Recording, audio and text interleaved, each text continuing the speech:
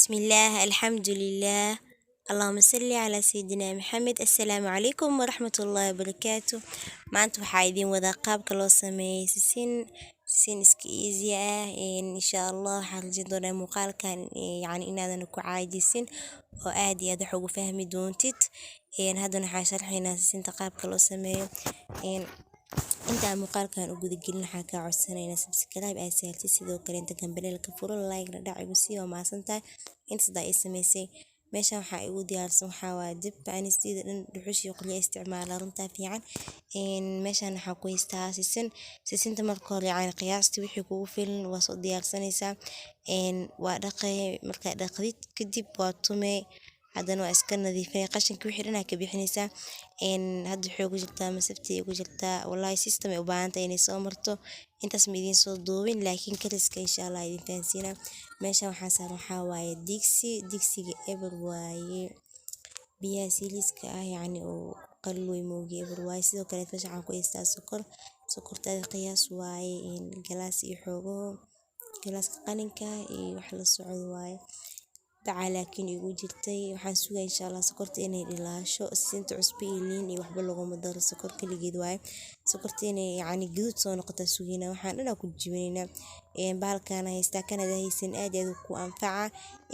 haddaadan haysan caadi waa ka maarmi kartaa, qaandada bay ku anfacaysaa insha Allah. sokorta markaan way soo dhilaashay sisinta ku gadinaynaa.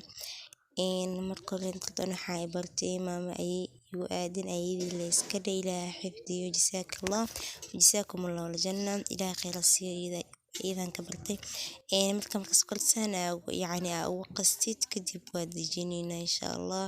dabka laguma daahinayo oo dab zaid ah ma u baahno, kaliya waxay u baahan tahay sokorteeda inay isdhex gasho lagu dhaqaajiyo meel lagama aadayo. waa kana waa gadinaynaa markay weel u diyaarsanaa waa dejiyay. markaa dejiyay waa kana insaan kulul oo taa kuskusayna tiili jalay ma ahan. hadda dhadin soo gelin waa idin soo gelina. haddii kale janaale kale Soomaalida kamid ah ugu jeed meesha ka faa'iideysta.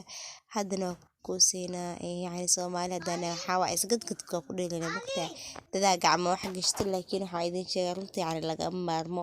gacmaaga hadda dhaqdid waa isticmaali kartaa, nadaafad waa loo baahan yahay sidoo dhahay nabigeena sallallahu alayhi wasallam. marka kaasa ilaahay uu fududeeyay shaqadan waa iska easy. haddana waxyaabo badan aad kusayna qaabka loo kuusan waa sidaan inta ugu jeedid waa wax easy iska haddaa gadgadisid adi wax normal ah umadana anfacaya adigana faa'iido kugu jirto inaad ka samaystid waayo. markaasana u sameeyo waxa isku geenina saxan masaf isku geerina masafta idinku tuso insha Allah. teeda kale inta masha Allah waxa idin ahay walaashiina idinkana waxaa tiin galabkeyga mise dhabarkeyga tiin waa idin jeclaa ilaahay dartiisa idin jeclaa inta meeshan aan ku walaalownay. haddana waxaa idin tusa insha Allah markii saa u soo begay weelka ku diyaariyay masha Allah tabarakallah. waa kana waa sisin iska dheh kaliya horta meeshan muhiimad waxaa waaye in wax la kala faa'iido.